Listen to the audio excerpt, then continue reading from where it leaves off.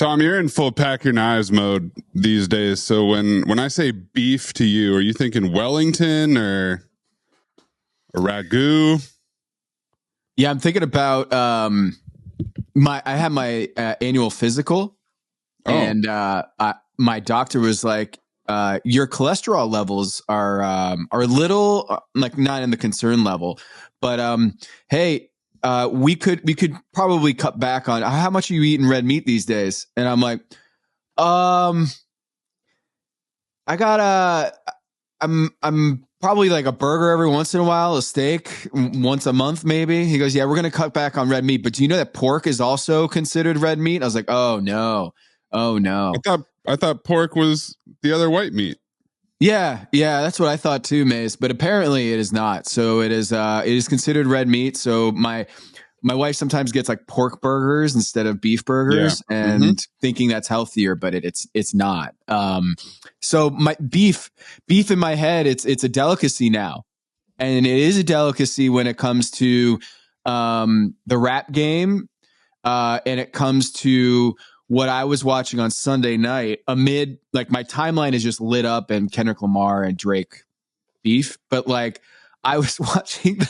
I love it. Trey's got a great. I just want to sit back and watch these white guys talk about this.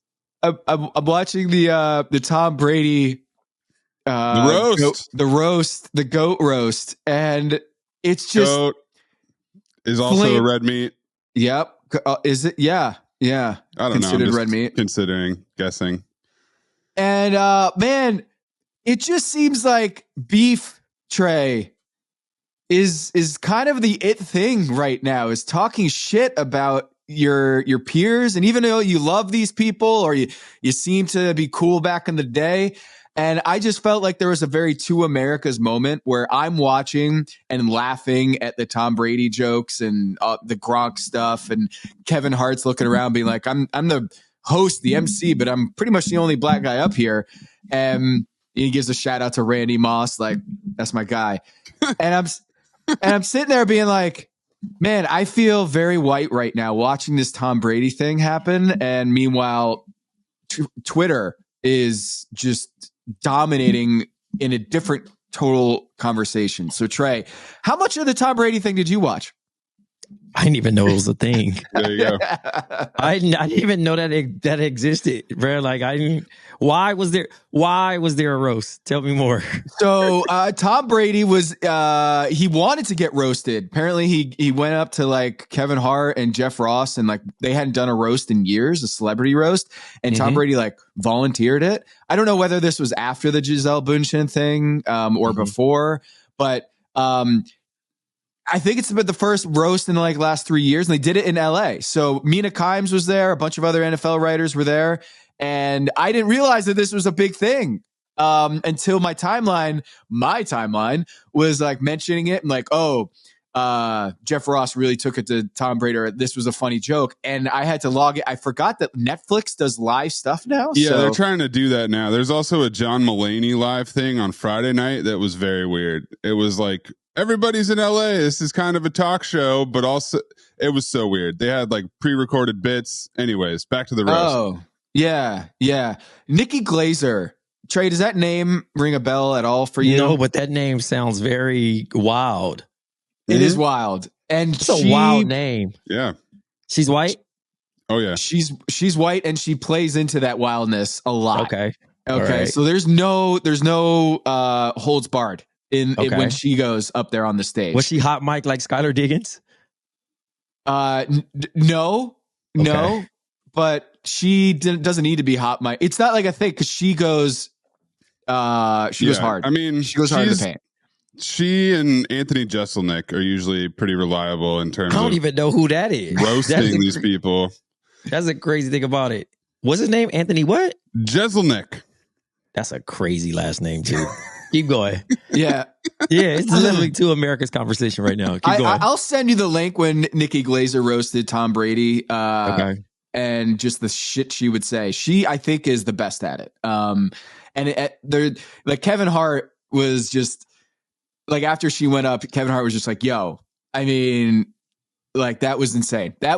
And she She was great. But my point is, it seems like the lines between what's fair and what's foul is getting blurred here. And what I've gathered from the Drake and Kendrick Lamar thing, and I haven't listened to rap in a long time, like I said, it's been a few years. Now we're getting into like fact checking mode where it seems like Drake is being like, yo, you're running with a bunch of speculation and a bunch of Twitter theories rather than checking facts. And now I'm like, is legal going to have to get involved here? Didn't Drake like send a cease and desist to someone at some point? Like, Allegedly.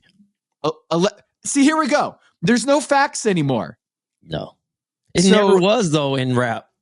Mm-hmm. That's the crazy thing about it. Like, you are supposed, whatever your fan base or the fan base can say, ooh, or you could destroy their reputation, that is more points for you. It's like being a politician, bro, running for, an office, spot. You know what I'm saying? So it's hilarious. But libel exists in politics, but in rap game, I don't think that you can really sue for libel. Both of these men being who they are, and both of these claims being very detrimental to their careers, are just interesting, right? Drake's a dad. Kendrick Lamar is a dad.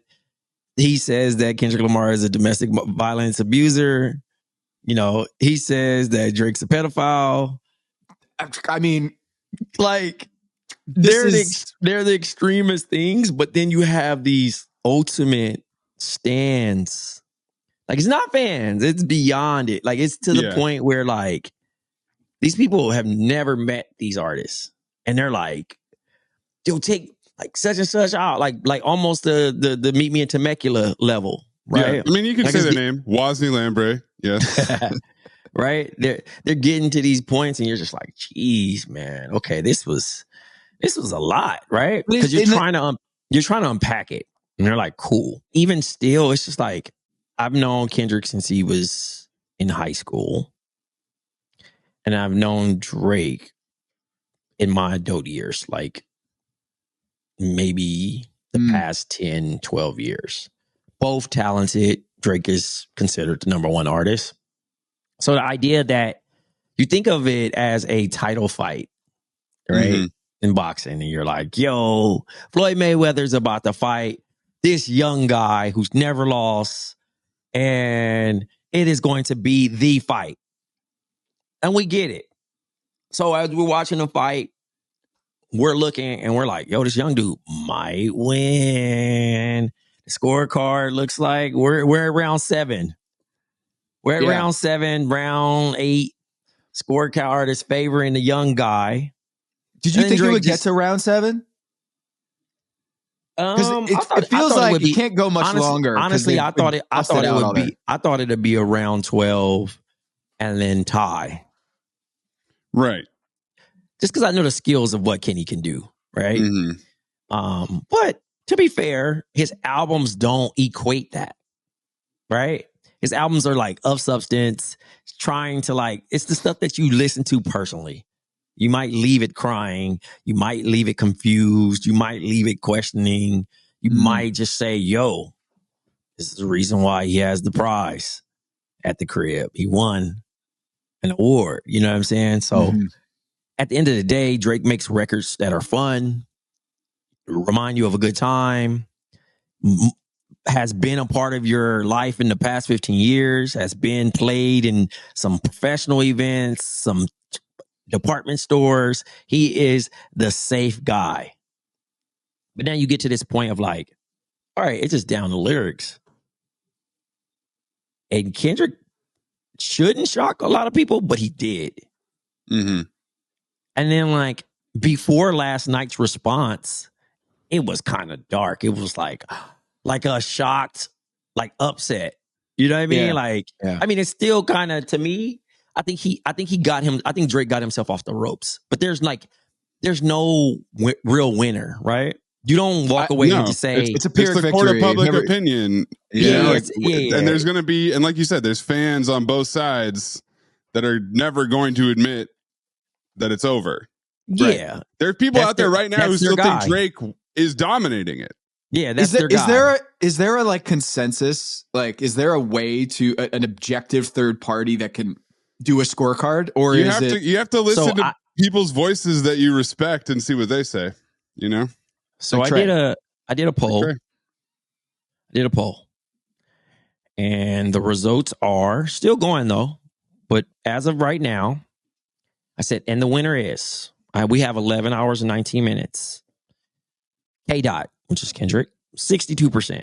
Drake, 10%. The People, 28%. There it is. Oh, wow. That was my favorite opinion that I saw, or tweet that I saw, was it brought out the best in them because it made Kendrick release regularly and it made Drake have to rap again. Yeah. It's a good combination because the people, like they brought it out of each other, right? They're competitive, the competitive spirit, the idea, the desire to outdo each other made them both create better content than they have necessarily in a while. Maybe not better, but like more consistent, on time, doing what people want to hear from them. So yeah, the people underrated victor in this fight. Yeah. So, I mean, again, 62-10. As of right now, that's just my followers. But do you think you skew Kendrick because isn't Kendrick from Compton? He is from Compton, but like, I don't think I could I think people love Drake. But for this battle, it was just like, oh, you get, and then, again, like his loyalists were like, no, but it's not facts. Yeah. It's not facts. And I think even if you like go a little bit further, he never said, he's basically saying, yo, in your camp, if you support people that do those type of things, you inherit it. Right? And there's a fact online. There's a guy who went to jail and he's a part of his camp. And he claimed it should be a national holiday that he was released. But again, right. These are things, but then there's also the scenario of him wrapping up the battle, right? He's exhausted. You probably got 10 more of these. Cool. I helped you rap, whatever. But you're saying Drake saying that about but he's just kind of like, all right, yo, you're an abuser. Your manager / friend is sleeping with your wife. This is all Tom Brady GOAT stuff. Sleeping with your wife, and like Giselle got a jujitsu instructor, and they're making fun of him. White people joke like that. That can like, it gets because I don't know if I could chill and just like that ain't. That's too sharp with the knife. I mean, it is the knife is look, and that's real. Those things. Not saying that actually happened, but that is a real thing. This is not rap. But it's abandoning your kids. It like Tom Brady, the jokes about abandoning his kids and losing his family. Like, hey, this is what it takes to be the GOAT. Is you lose your family. I'm like, oh my god, this is. Why would anyone subject themselves to this? I like what you did with this because this is very similar. It's very similar. Yeah. These two artists have been trapped in the fucking studio for the past 2 weeks, neglecting their kids. Well, this is what it takes, according to LeBron and JJ Redick. Yeah. Speaking of LeBron, he was quiet, man. He was quiet. He usually I wanted to ask you has about an opinion. What is the scorecard in terms of like NBA players? Would you say it's skews more Kendrick Lamar, like 62-10%, like your poll showed? Or do you think NBA players are actually more pro Drake than your average audience? I think they started pro Drake.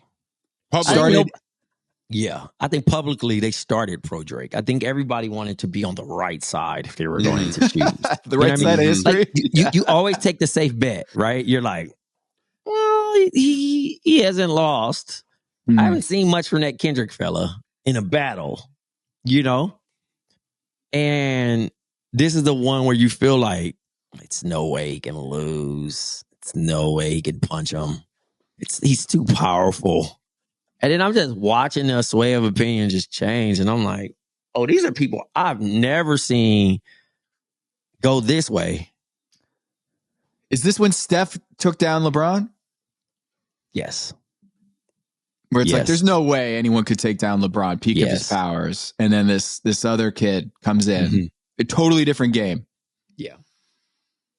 Yeah, that was one of them ones. And like, even still, like I said, people were screaming, tied up. I'm just glad it's over. Is it over? It's over?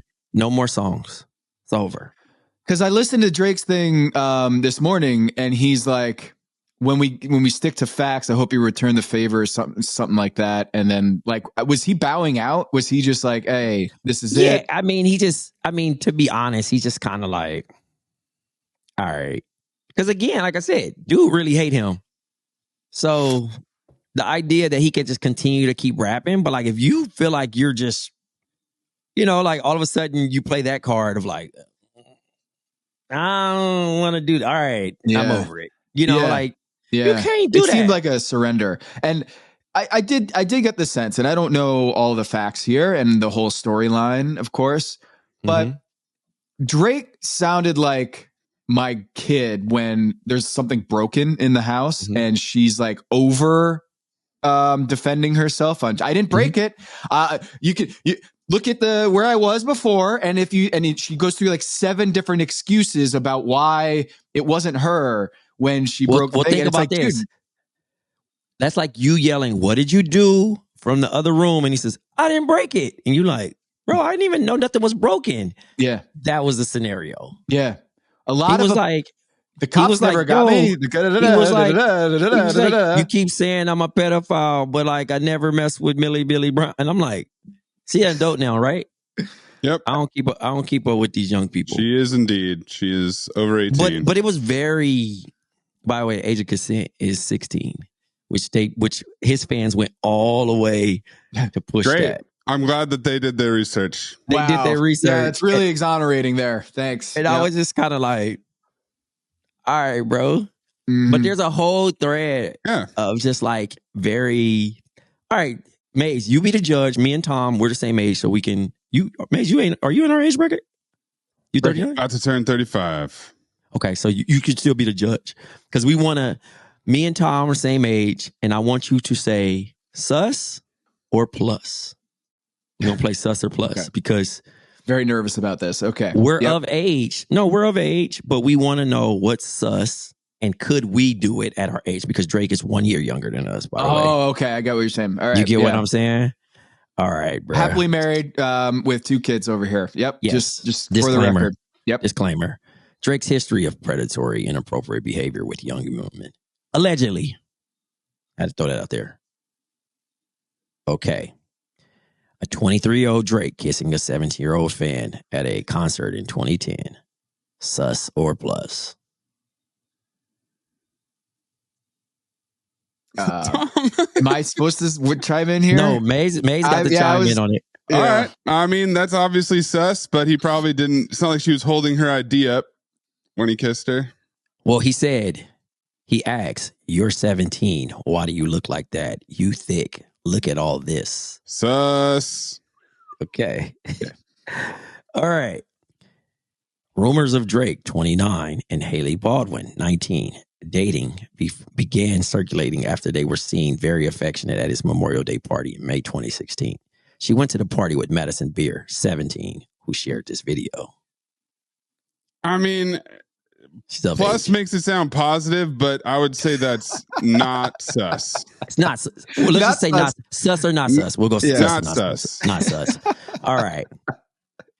They were spotted having dinner together at the restaurant the next day. They reportedly went home together at 2:30 a.m. and Drake was wearing Haley's H necklace on his way out. Yeah. Yeah. Not sus. Haley Baldwin, very famous. Currently with During this Bieber. time, Haley did an interview with E! Where she revealed she knew Drake for about 4 years. This means Drake met her when he was 25 and she was 15. They frequently spent time together when Haley was underage, even inviting her to his 28th birthday while she was 17. There you go. Sus. All right. He also attended Kendall Jenner's birthday party and captioned an Instagram photo with Ruby Rose, Phoebe Dow, and 18-year-old Haley. You know, if I could somehow buy a house in, say, I don't know, Jamaica, and then we all in 2015. Pretty weird. I think it's just very weird behavior. I don't know if I can, like I said, these are all allegations, not anything on record. Drake and Georgia Smith, shouts to Georgia Smith, were first linked in early 2017 after she performed on his tour and was later featured on More Life. She was 19 and he was 30 at the time. Reports started to surface and they were dating after Drake was seen at a store in her hometown. The following year, he released Jaded and gave some details about the relationship. The lyrics describe a young woman using him and being left jaded. He addresses the age gap, says, "You're old enough, but you're still a baby." Fantastic. I mean, it took him dating her to realize that. I'm gonna say started not sus, and then he had this realization, right? He realized that 19-year-olds are babies. What's next? Yep. All right. Millie Bobby Brown. Sus. We already know the deal. Sus. You know this detail though, Tom? 100%. No, right. I just. Oh, yeah, no, tell Tom. Drake and 13-year-old Millie Bobby Brown first met at this concert in Brisbane, Australia. They both shared photos together of their meeting on social media in November 2017. Millie posted this photo a week later, crediting Drake for taking the photo. Choose kindness. 2 months later, during a Golden Globes after party, Drake and Millie posed for photos. Millie captioned a post with Drake, "Blessed to have my security be my +1 at Netflix party." According to reports, Drake, 31, and Millie, 13, spent the night together at the party. At the SAG Awards the same month, Millie was asked about her new friendship with Drake. In an interview, she says, "Drake is my man," and shares how exciting it was to meet him. Drake also wished her a happy 14th birthday. Millie posted a photo wearing Scorpion merch. He knows how young she is, right? Like, this is... Like, what 13-year-old would we hang out with? None. I don't even know a parent would let that happen. Drake sent her a few months later wearing a jacket. In her cover story with W Magazine, she goes into more detail about how exactly she met Drake. She says in an interview that she went out to dinner with him after his concert in November, and they text all the time. In September 2018, Millie revealed even more details about her friendship with Drake. During an interview at the Emmy Awards, she shared that Drake texts her, "I miss you so much," and gives her boy advice. And she says he's coming to Atlanta soon and that she's going to see him. Yeah, I'm all right. Not happy about this. That was sus. Yeah. Charlotte D'Alessio. I don't know. D'Amelio? No, it says D'Alessio and Madison Beer. The Guardian put out an article where it detailed how Charlotte D'Alessio became an Instagram sensation. Her mother explained in the article a story about Drake FaceTiming Charlotte. Drake was 31 at the time. She was 18. And Madison Beer, 18 as well. Bella Harris. 18-year-old Bella Harris shared a photo with 31-year-old Drake while she was backstage at his concert, which sparked romance rumors. The caption said, "No place I'd rather be," heart emoji. I mean, Drake reportedly shut down a restaurant for a private dinner for Bella in September 2018. He met her in 2016 when she was 16 years old. Yeah. Yeah. You got yourself a pattern, and you've got yourself repetition of, like, when you're in your 20s, okay, all right, 20, you're 26 and it's a 17-year-old or a 19-year-old. Okay. You hit 30 and you're still doing it. And then you're talking to a teenage icon from Stranger Things. It's a lot of material for Kendrick to work with. Yeah. Yeah. I mean, I mean, this list goes on, man. Like, I mean, it goes on. We get the point. We get the point. Yeah. But I mean, final ruling is sus. Just sus, man. Like, look, and then here, shout out to I don't even want to say her name. The comments on this thread excusing a 30-year-old man of befriending a 13-year-old little girl scares the bejesus out of me. My daughter was 13 and I found out a 30-year-old man was texting her. No matter how innocent, I'd hit him with a car. Just totally inappropriate. Yeah. We move. Yeah. Hey, Ron Burgundy showed up to the roast. Oh, really? The Anchorman. Yeah, the Anchorman. Yeah. Oh, wow. Shout out to the Anchorman. News Channel Team 7, Team 8, Team 7 channel. Yeah. He showed up and did a bit, and yeah, it was great. It felt like the WWE when you hear someone's music and they were like, hey, and straight out of News Channel 7, Ron Burgundy, and his whole bit. You know who else was in Anchorman? Drake. Oh my God. There it is. Yo, that was great. That was great. That was a great lob, Tom. Welcome to the Coming Home podcast, the episode Coming Home of the OG podcast at Count the Dings. We're going to break down some NBA playoffs here. The round 1 series is done. It's in the books. We did it. We finished it. We made it. We made it. And we're gonna talk about this evening's games. Of course, we've got the Knicks versus the Pacers. We've got game 2 of the Nuggets Minnesota Timberwolves series. We've got some fun stuff on the other side. On the other side of the slate, do the Celtics and Thunder? Do they just wait for the Western Conference or the conference finals? Like, are they ever going to play again? Do they have a bye? They unfortunately have to play the games. They have to go through the motions and they still have to play the games. Get to the Western Finals. Are you counting out the Mavs, Tom? I am. Yep. It's done. They're done. Yeah. Maxi Kleber's AC joint is done. Busted. Their shoulder he couldn't lift his arm. It's over. Luka's knee is really why I feel like he'll be tested in ways with that knee. Mark Daigneault will, I think, to Mark. There's this weird thing that we do in sports where it's like we can't explicitly say the other team is going to try to injure the other player, but like we'll like couch be like, Luka Doncic's knee. I think they're going to really make him work defensively. But yeah, that's my concern with the Mavs. Kyrie looks great, and I love the way they defend and Lob City, Dallas, all that. We're going to talk about that series as well. Maze, what do you think we should do for the Patreon today? Oh, we got to do the offseason blues. We got to do the teams that are on their way to Cancun or coming home, perhaps you might say at the end of the day. Let's do that. LeBron James, I did a hit with Golick this morning, and they were like, we're 7.5 minutes into the show, and we haven't mentioned LeBron's name. So we got to talk about that. So we'll talk about that too. LeBron in the Patreon. Thank you to the subscribers. So let's get started here. Right off the bat, Anthony Edwards, Michael Jordan, as long as we're speculating here about kids and offspring and lineage. Marcus Thompson wrote a great column for The Athletic, and he's like basically saying, I know that Anthony Edwards is not the son of Michael Jordan, but also I just want to throw this out there. And he just went through a whole column about how the stars are aligning. The dots are connecting, Trey. And he's 22 years old. He had back-to-back 40-point games, took over down the stretch when Karl-Anthony Towns was in foul trouble. Naz Reid had 10 points, straight points. But he went into Denver and destroyed them and looked like the best player on the floor as a 22-year-old.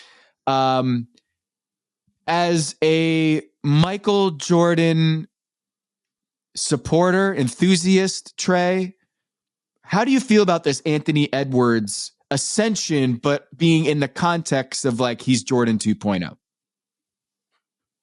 Yeah, it's kind of like lazy. It's lazy. I think it's a disservice to Anthony Edwards. I think he's really good. He's just Ant-Man. That's it. You know what I mean? Like, did you feel that way about like Kobe and Vince? Like, hey, enough of the comparisons. It's not fair. Let them be. I didn't feel that way because Kobe just forced it. I feel like he forced it. I didn't really see it with Vince. Like, Vince was like, cool, he's bald and he dunked. But like, there was a lot of like holes in his game. Like, same thing with baby Jordan, Harold Miner. Like, it was unfair, like, to get that like stamp. Like, Kobe really wanted the Mike shit. He was just like, all right, I'm just gonna openly steal this shit, and y'all can't do nothing about it. Anthony Edwards, he ain't out there doing nothing. And he also just like, yo, Kevin Durant, my favorite player. I don't fuck what y'all talking about, right? And had a chance to get and send his ass home, right? So cool. But what he's doing, he look like the best player on the planet. I didn't have this before the playoffs started. I didn't have this in my mind. I think like, yo, he's a very good player. He gonna be up there. But now we're talking about face of the league. Like, I think there's a lot of overreactions going on right now. We got Jalen Brunson, the king of New York. We got Anthony Edwards, the face of the league. Well, you know, I think we're all hungry. Yeah, we're all hungry to anoint the next king. Yeah, we're just. I mean, look, Jokic, love you. You just ain't sexy. Again, it falls back to the sexiness, right? Like the idea that guards run this league, man. Guards will always run this league. Yeah, they move guards product. are always just selling product, man. Because guards are more. You'll find more guards than big men in the world. You know what I mean? Like it is what it is. I couldn't even tell you what brand Jokic is. Like, does he wear Nike? He wears 361. He's in a Chinese brand. Oh, yep. There you go. See? I love how they always have to bring his teammates with him for the commercials because he has to be talking to somebody that he knows. Peyton Watson, step up. Come on in. Shout out to Peyton Watson. Yeah, Peyton absolutely. Watson got a big assignment ahead of him, too. Somebody's got to guard Anthony Edwards. It might as well be Peyton Watson. Shouts to TJ Ford in the Carmelo commercial. Yeah. That was a good reach back, too. Shouts to whoever wrote that. That was a good reach back to get TJ Ford involved. Because they could have left him out. Like, shouts to that. That was fire. But no, I'm really enjoying this dude play. I've even heard whispers from other players that this is his championship to lose. They are that bought into his level of play. He's so locked in right now. And I'm like, He hasn't lost this postseason. Hasn't lost. Like, okay. I'm not mad. Anybody that can make Rudy Gobert lovable or Cat lovable, like you're on to something. Yeah. Cat talking about the big 15. The fact that we're getting quotes from them too in the postseason is hilarious. And I mean, I'm enjoying it though. Like I still picked the Nuggets to win the series. Yep. I already did it. I can't switch up. This was before the game even started. But I'm going to enjoy Anthony Edwards' performance, regardless of the outcome, whether he makes it or he doesn't. Yeah. Yeah. I'm with you. I think that we're incapable of discussing players unless we attach them to LeBron or Michael or Steph. It's weird. We can't just say Anthony Edwards has been incredible, right? We can't just say he's a transcendent talent, 22 years old, answering every question about the Minnesota Timberwolves offensively, like carrying them down the stretch. Cat gets in foul trouble and no problem. We got Naz Reid and we're gonna kill these dudes. And I'm guilty of this too, is just like every time a player ascends, the NBA audience is just so programmed to not care unless it's a perceived threat against someone else's throne. Yeah. You know what I'm saying? It's like, we can't just talk about Anthony Edwards. We have to be like, he's the next Michael, right? Or we can't say Jason Tatum is great. We have to say like, oh, he's coming for LeBron's dominance in the East, right? It's, I'm guilty of it too. Comparing Ant and Kobe, for example, Kobe Bryant was 22 years old, 8 months and 24 days when he had back-to-back 40-point games in the playoffs. Anthony Edwards, 22 years old, 8 months old, and 28 days. 4 days apart. They were born and performing at this level within a week of each other. So this 40-point back-to-back thing, awesome. And just the fact that they are kind of linked to that by 4 days apart age-wise. And LeBron, when he did his Detroit 48-point game, he was 22 and a half. So I feel like Ant is right now doing things that was ahead of schedule. When he was on Team USA this past summer, I kind of felt like, okay, people are thinking that he might be an alpha this year and an all-star. Okay. But now at this rate, is he starting on Team USA this year? Yeah. No. Is he the closer on Team USA this year? We're starting? Let's like Devin Booker, is that his spot or is that Ant's spot? He's taken Devin Booker's spot. Devin Booker's definitely not starting. But like let's really think about a starting lineup for Team USA right now. Steph actually gets to start. Yeah. Steph. He's earned it. Because I mean, there's been plenty of years where he had to wait. He had to sit and come off the bench. Okay, so we got Steph. Mm-hmm. Which Steph doesn't want to run the point, which is like gonna be funny. KD and LeBron locks. So LeBron's the point. It's fine. Embiid's the 5. Yep. Okay. Yeah. And then Anthony Edwards at the 2. Yeah, I'm taking Anthony Edwards. Yeah, I don't see anybody else. It'd be Booker. The other options are Booker, Holiday, Halliburton, Tatum, Leonard. Like, you're not going to run another forward out there. So there you go. Isn't that wild? Like, look at this. Like, tell me those names again. So how many are still left in the playoffs? Right, first round exit. LeBron, Steph, all home, coming home. Then you got Joel Embiid home.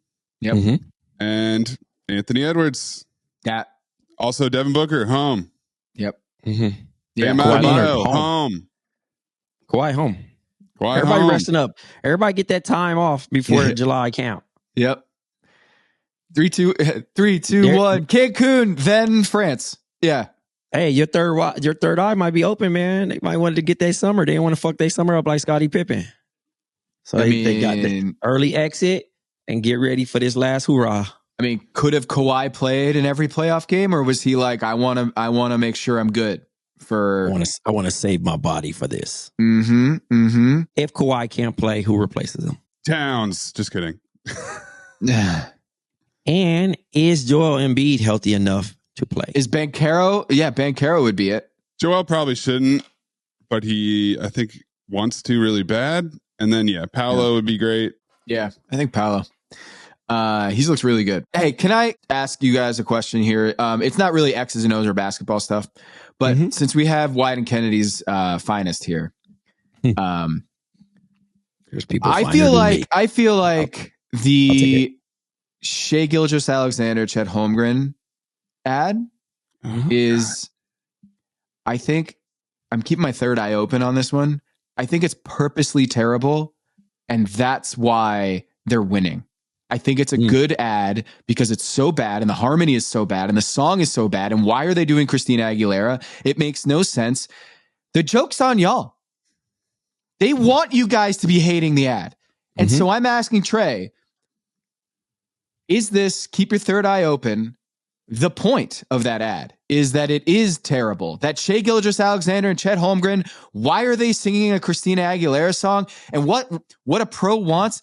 And why is... neither of them are good singers. What's the point?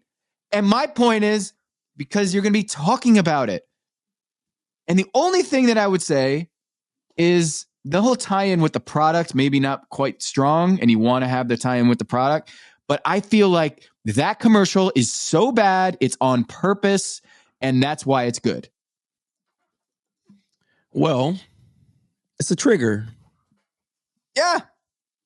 It is supposed to stick with you. So when you think about the commercial, you think about the jingle. And also Chet Holmgren. Shout out to Natasha Dye from People Mag. She did an article about Chet Holmgren had to learn that song. Just to even get that right.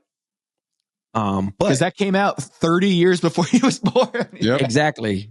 So the idea of just planting that right and getting it right. But we need more commercials. Wyden did not do that, by the way.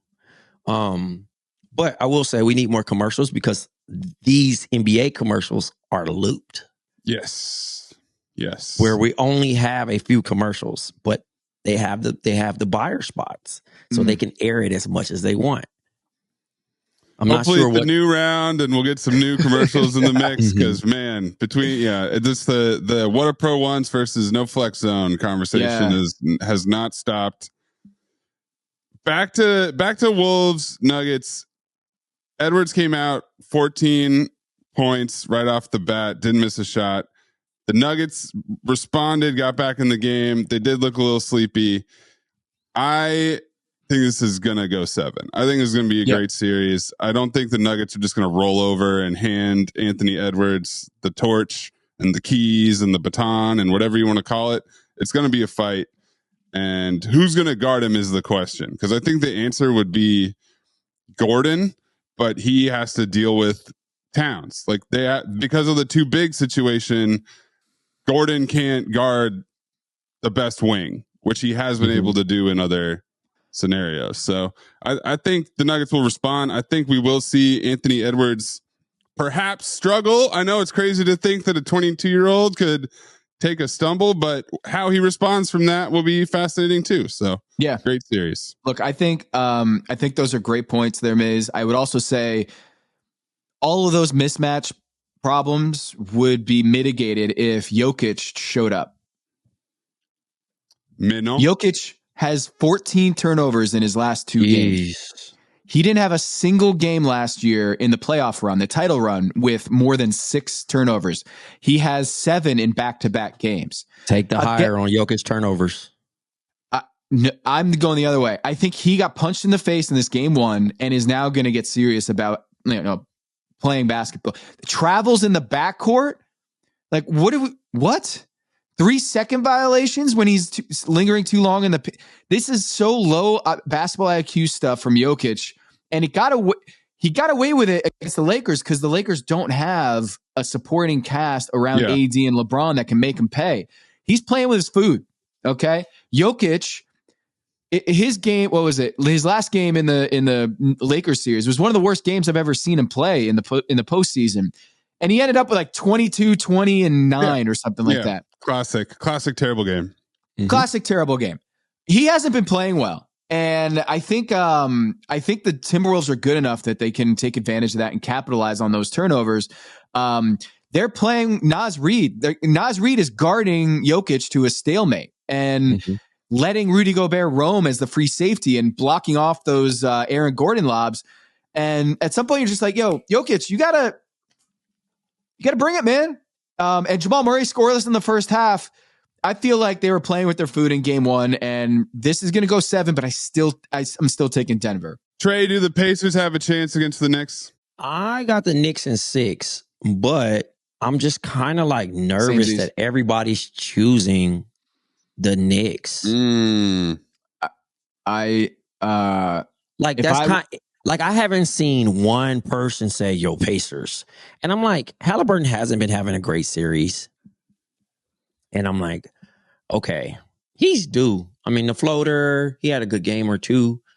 But like, I feel like with rest and like a reset, and like, I feel like he's going to be on some Trae Young shit, like embracing the villain. You know what I mean? Like, he embraced it last series. Yeah. Yeah. And the Obi Toppin revenge game. Oh, he been shooting the blood out the ball. I ain't seen him shoot the 3 like that ever. And he's just knocking it down. So it might work in the pace. It might work in the Knicks' favor though, because he might be shooting too much. He look like he make a few and then he just start getting really thirsty. So I don't know.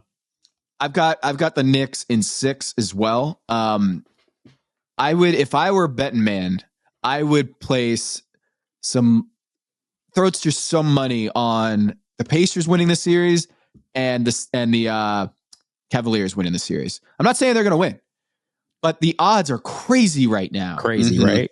Porzingis is out, and what the Celtics are like minus 1,600 to win that series, something like that. Trey, that's insane. Like Donovan Mitchell is healthy, right? He's dropping 40 burgers, 50 burgers. Evan Mobley is playing like the best defender on the planet. Porzingis is out. I don't think that the Miami Heat were able to provide any sort of test against the Boston Celtics, but I think the Cavs are better suited right now. Without Jimmy Butler, the Heat are not the same team. If Jared Allen's healthy, I'm not saying the Boston Celtics are going to lose, but they're one injury away or one piece away from this becoming a real series. So I just feel like you take a flyer on both of those teams. Yeah. I mean, it's going to be fun, though. If they win, I'll go the other way. Don't take a flyer on those teams. No, you will see Celtics, Knicks in the Eastern Conference Finals. I just wonder if Tom Thibodeau is going to keep playing his guys 45 minutes a game. I think you're right. I think they will. I know what you're saying. I know what you're saying. I'm just disagreeing with you, Tom. It's okay. Yeah. White guys can disagree. Okay, yeah. No beef. White guys can disagree. Beef. That's a bumper sticker. That would be a great bumper sticker. Underlined. Can disagree. Yeah. They're allowed. Yeah. Okay. So I think it is going to be Knicks Celtics. That's what we want for the content. That's what we want for the Side Talk NYC videos. We need Knicks Celtics. We need Knicks winning game 1 and New York City lighting on fire. That's what we want. Burning Reggie Miller jerseys and shit. Can you imagine Knicks fans going from Philly to Indiana to Boston? The Boston Celtics? Striking down demons left and right. Amazing. Man, maybe the Miami Heat, if they had beaten Miami, that it would be better. But that's an amazing road to the finals. Amazing road for Knicks fans. Okay. So I've got also Boston in 6. I got Knicks in 6. I've got OKC in 6, and I got Denver in 7. So any disagreements there, white guy Maze? On those, you like Dallas in that series? I'm gonna go Thunder in 7. I'm gonna give the Mavs one more game than you. I'm gonna go Knicks in 5. I don't hate it. And I'm kind of tempted to go Celtics in 5 too, but I want to see one game and see how healthy everybody is. Did anyone at ESPN is also still out, right? So we don't know if he's going to play in the Celtics series yet. Nope. So that kind of is a wash with the Porzingis thing. Right now on ESPN.com, one of the top video on ESPN.com NBA section is Stephen A. LeBron's carousel of coaches affects GOAT case. Mm-hmm. Yeah. Yo, did you see Wilbon go in? No. Oh, Wilbon got an ether. All right. For the Patreon. So Wilbon rips AD and LeBron a new one. Like, basically, after he was fired, and he's just basically like... Roast battle? Nah, man. Actually, hold on, Maze. Let me send it to you because this is just too good, man. Yeah, let's hear it. You know what? I'm angry. I've known Darvin Ham for a long time. And you're right. He's a great guy. And he's a pretty damn good coach. Because he took a team that had done nothing the year before, missed the playoffs. And last year they got to the conference finals with him. And everybody had praise for him, including LeBron and Anthony Davis. And now all of a sudden I'm talking specifically to the two of them now. They blame him. Their public comments are inadequate. Let me just say this. If you want to be the GOAT, you want to tell everybody you're the GOAT, you're the greatest player of all time, you want to have it on podcasts, you want to have it, then take accountability like one. Do that. There's a social media thing out there now with Kobe Bryant and Michael Jordan. It shows them after they lost in a series. And it shows the determination. It shows them saying, nope, we weren't good enough. I wasn't good enough. There's been some of that, but there hasn't been nearly enough. If you're the GOAT, you do that. You don't blame this cryptically or backhandedly on Darvin Ham. I don't want to hear from anybody in a Laker uniform that the primary problem was Darvin Ham. Yes, LeBron and Anthony Davis were great in that series, but they weren't good enough against Denver. So take that on. GOAT carries responsibility. I don't see it in the firing of Darvin Ham. So go handpick somebody. They're not getting T. Lue. If you're the owner of the Clippers and you got way more money than the Lakers and just as much ego, you ain't letting T. Lue walk across when you got a new stadium and you got stars. You don't need them to go to him to go to the Lakers. This is infuriating that the hand is behind this move, Frank. It's just intellectually lazy and unaccountable. And those two guys are too great. They're Hall of Famers. You got to be better than that.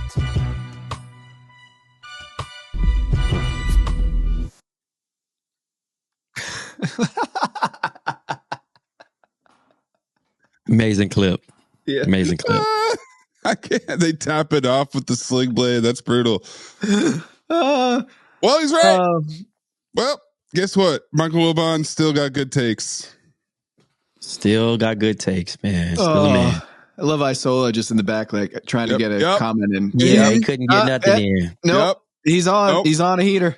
Let him go. Nope. Ballmer's got money too. You're right. Now I can't unhear it. When someone pointed out that the in the LeBron JJ Redick podcast, when JJ Redick's drawing up a play, he'll be like, yeah, so the 5-man's over here. LeBron goes, yep.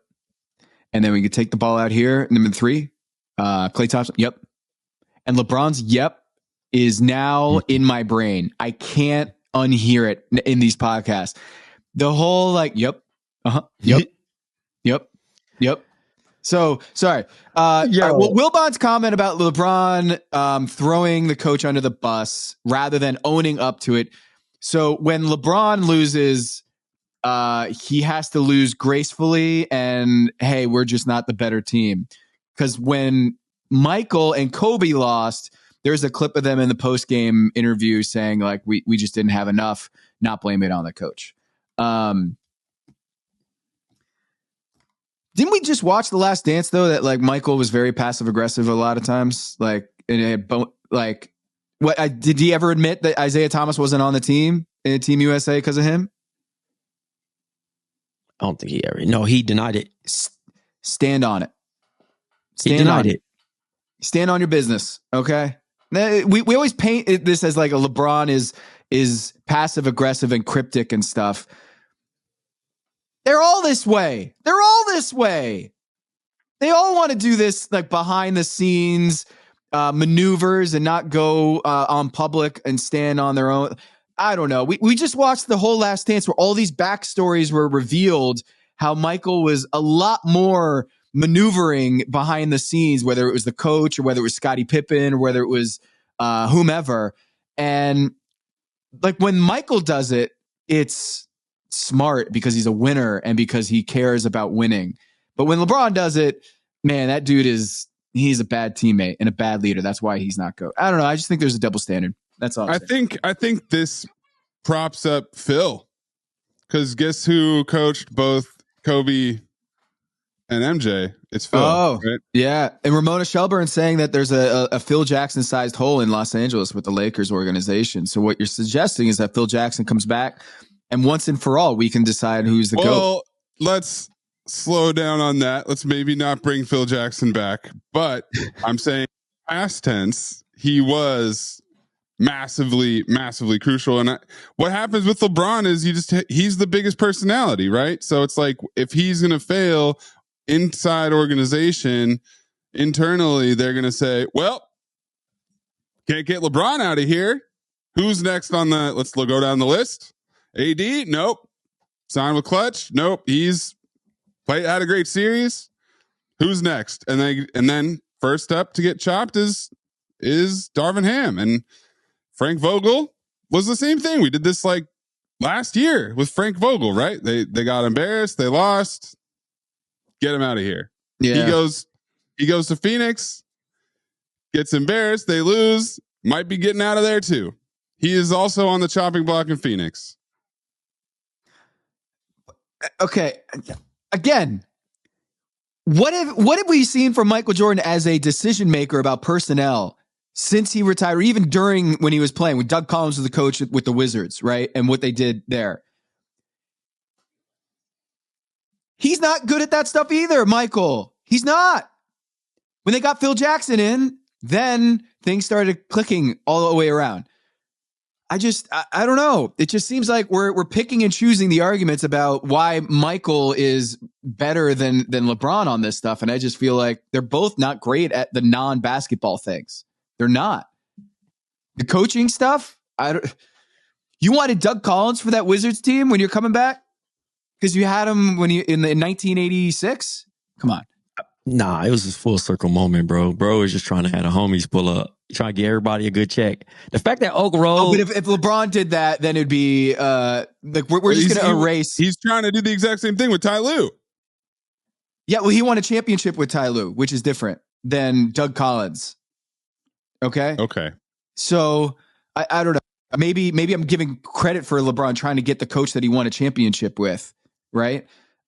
He did win a championship with Frank Vogel too. So, okay. So we're Phoenix. This is fun. Phoenix. Our guy, Mat Ishbia, man, he has only been an owner for a year, but he sure is good at this. Don't you guys think? This Mat Ishbia guy, he says, ask the other 29 GMs. 26 of them would trade their whole team for our whole team and our draft picks, which is weird because he only has 2, and everything as is. Ishbia said in a scheduled news conference, if fans look in the future and say, hey, I really like that 2031 draft pick because maybe that 7th grader is going to be really good and we're going to draft them and one day he's going to be a player. You ain't going to like the Phoenix Suns because we're going to say draft picks are to get great players. He's bugged out. He don't know shit. Like, I know he was a part of that team, but he bugged the fuck out right now. I don't think he sound like the people that be on Twitter talking about like trades and like trying to like get a person. He bugged out, bro. Yeah. Like he might not be cut out for this. Yeah, leave it to the mortgage lending CEO to talk about valuing the future. And hey, there's a 7th grader out there. Always be selling. ABS. I do kind of like that take. What, we're going to depend on a 7th grader in 2031? I like that. But also, yes, Devin Booker was a 7th grader at one point. Like Kevin Durant, they were all young, developing talent that somebody chose and brought into their team who became a franchise player. Like, that's how it works. Yeah. Anthony Edwards, 22 years old, number 1 pick. Kind of nice when you add that guy to a Karl Anthony Towns franchise and go get Rudy Gobert. Pretty nice to be able to have freely available talent like that under a contract that's like $8 million a year. Seems like pretty smart cap management there. And 26 did he survey them? Survey the 26 out of 29? Here's what I want to do. What are the 3 that he's actually? Who are the 3 that would not? Him? Yeah. Denver, Celtics. Who's the 3rd? Sam Presti. Thunder. Okay, there you go. How about the Timberwolves team that just waxed your ass 4-0? They want your team? What the fuck are you talking about? Out, man. Like, if I'm KD, bro, I'm like, oh my God, bro. Because he didn't go over there thinking none of that. Yeah. He ain't go over there thinking none of that was gonna happen.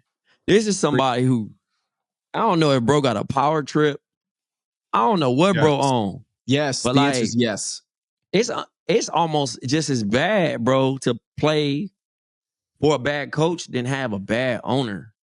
Cause like he just I feel bad for James Jones. Like, what is his real say in that? James Jones did the best he could. Like all of his signings in the summer. What is his true saying in the room? Yeah. Like, all right, we're gonna draft somebody. Like him, like, nah, you trading everybody. Like, are you being a yes man? Like I'm just trying to figure out the madness of that shit. Like, you feel me? Like, yes. How about this? How about when Chris Haynes was reporting that Isaiah Thomas was going to be the head decision maker? And then they had to walk that back. And then, oh, by the way, the CEO of this company is going to be Josh Bartelstein, Mark Bartelstein's son. And, oh, let's go get Bradley Beal, repped by Mark Bartelstein. Like, you think James Jones wanted that no trade clause as part of his organization? You think so?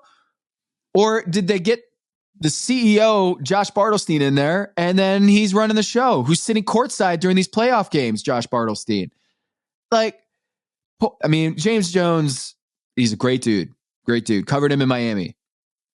I feel like they're using him as a puppet right now. You know, the front-facing puppet to maintain some sort of public plausible deniability that they're not running this. Mat Ishbia is not running this. You listen to that man talk. Who do you think is running the program?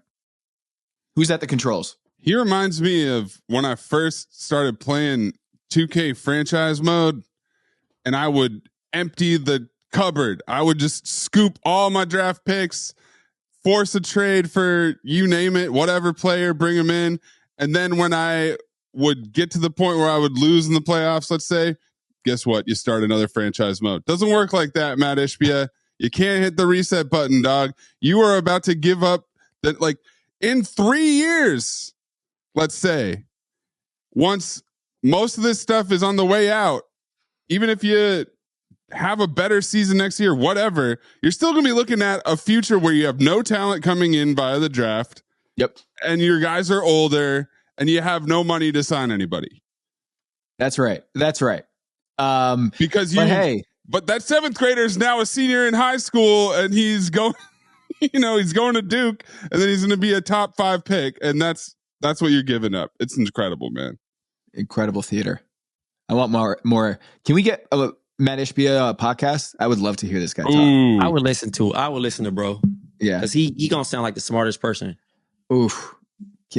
Gotta get it done. If we heard that voicemail on Pablo's show, so we know he's a motivator. 100%. We're gonna fucking get these guys. That's the name of the podcast. The hottest mic. Yes. That's it for the show. Thank you. Thank you, Maze. Thank you, Trey. Same time next week.